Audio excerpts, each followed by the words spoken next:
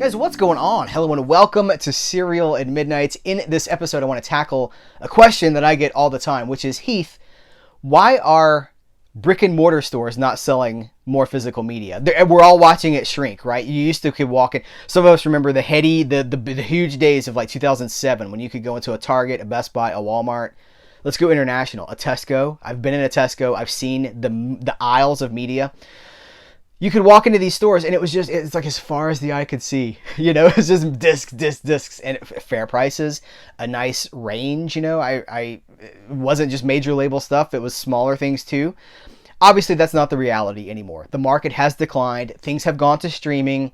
And if you walk into a Walmart or a Best Buy or a Target or a Tesco today, you might see like maybe 5 of the latest releases from Disney, from Warner Brothers, Universal, Paramount. And that's a maybe. So it's all changed, right? But that doesn't mean we can't jump to conclusions and say like, well, it's not in stores because it doesn't make money. Yes, Disney Plus has, like well over 100 million subscribers, and a disc sale, may sell 10,000 copies of something. It depends on the title. We're speaking in generalities here.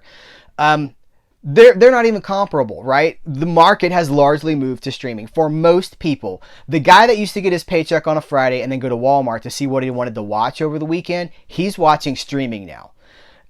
But for us, the diehard movie fans, we still want to own it. We want to watch the special features. We want the best quality. We don't want to see buffering. We want to own our stuff. And there are still tons of us out there. The disc sales industry is still a multi-billion-dollar industry every year. What we've seen happen is, instead of huge mainstream sales circa 2007, when everything was in every store, it's moved to a boutique model. Your Kino Lorbers, your Arrow Videos, your Blue Undergrounds, MVD. All these companies they are smaller, largely independent distributors who license from the studios and distribute to us, right?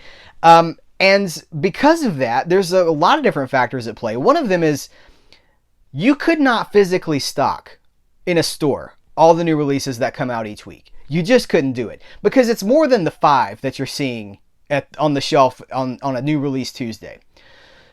Each week, between 40 and 75 new releases come out every single week. This week alone, when I'm making this video, there are 39 new Blu-rays, and I didn't even count the DVDs. And there's usually more DVDs than there are Blu-rays, because that's the thing we talk about. More DVDs still far outsell Blu-rays.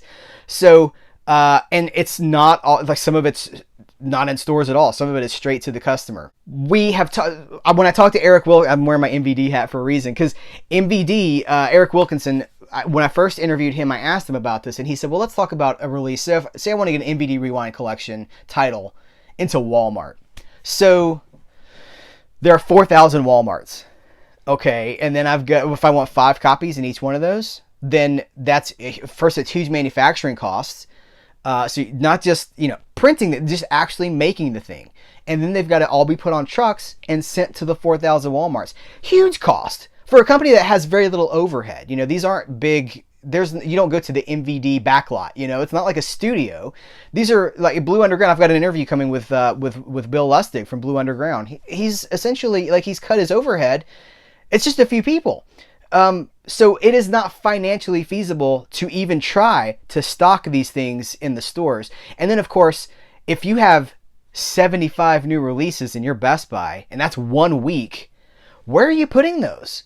And they're not going to sell, so if I go in for a new Doctor Who release, that's a pretty niche title, right? The person that's coming in for the new Jurassic Park movies is probably not interested in the new vintage Doctor Who release or something like some 40s movie, a noir, a black and white film. Look at a retailer like Barnes & Noble, right? They have these Criterion sales. They have Arrow sales. But if you go into the stores, they're usually stocking 1 or 2 copies of, and it's not even everything either. They pick what they want to choose. They pick what they know they can immediately sell. And that's smart, conservative business practices, because it's just too risky otherwise, right? So it's really 2 reasons, right? It's because the stores do not have the room to stock everything that's coming out each week, and if they did, would it sell? Because again, so many, your average Joe or Jane has moved over to streaming, and And then it's an enthusiast market now, right? It's a niche collector's market. And then the expense of these things is a new boutique release going to sell 25,000 copies to justify sending it to all these stores? And if not, then it's going to have to be paid to be returned and then redistributed somewhere. So that's why it's just not good financial sense to stock all these new releases. You can jump to conclusions and you can say, oh, the sky is falling. I don't think it is. I think we've just gone back. See, I've been here for a long time. I tell you guys a lot. I've been collecting, buying and owning my movies for over 30 years. So I've seen a lot of trends. There are some who've been around longer than I have. That's me personally. I've seen a lot of trends. This is what it was like before that DVD boom. You had collectors, you had enthusiasts, but your average person wasn't one of those people. Your average person wasn't saying, oh, what new releases do I want to buy this week? Those people, they're watching streaming now. And that's fine. It's two different services for two different markets, completely different purposes. Streaming, and I advocate for streaming. We have a lot of streaming services. Streaming is great for discovery, for the new streaming only shows. It's never a substitute for ownership, right? If you want to own what you care about, there is no substitute for ownership. Most people don't care. We have to remember, we don't represent the majority. Most people do not care. If what they want to see is not on Netflix, they'll find something else. But that's not how we operate, right? So we are the niche enthusiast market. It existed before the DVD boom, and it exists after that DVD boom. It's not going anywhere. It's just a lot smaller. And I can tell you from having the interviews with these guys, from talking to the heads of so many of these labels, they are doing all they can do to serve us. We are the target market now. But it's just not financially practical to ship dozens and dozens of new releases to brick and mortar stores who don't want them in the first place. So it's gone online. I feel sorry for the people that still only shop in brick and mortar stores because it's just not there. I talk about this sometimes, and every time I mention this, someone's like, yeah, that's me. I won't use my credit card online. Or some people don't even have a credit card. They're only walking into the big box stores to see what new releases there are. And I feel really bad for those people because they're missing 99% of what's coming out. But it's by necessity, and that is the necessity. So it's not necessarily a negative thing. It's just a shift in the market. We're even seeing some of the studios combining their warehouse space so that they can be more efficient, which you never would have seen 5 years ago or 10 years ago, but it's just where we're at now. Everybody's kind of working together, it's cool. If you think about it, instead of, you could look at it as a very negative thing. I think it's really cool.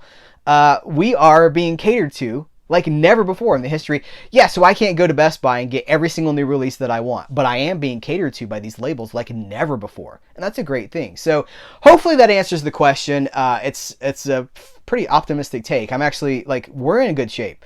The best we can do is to continue to support the companies that we care about, continue to support the releases that we care about. And that's what continues. That's what's holding this thing up. The minute we start saying, I'll wait for a sale, and we all got to do what we got to do, right? But we are directly supporting the industry as it exists right now. It's on us. It is on the collectors. So as I say all the time, every dollar that you spend and every dollar that you don't spend sends a message. Guys, that's going to wrap it up for this episode. This is a huge topic, right? And I'm sure you've got things to say. So continue the conversation in the comments below. Thank you so much. Take care. And until next time, I'll catch you later.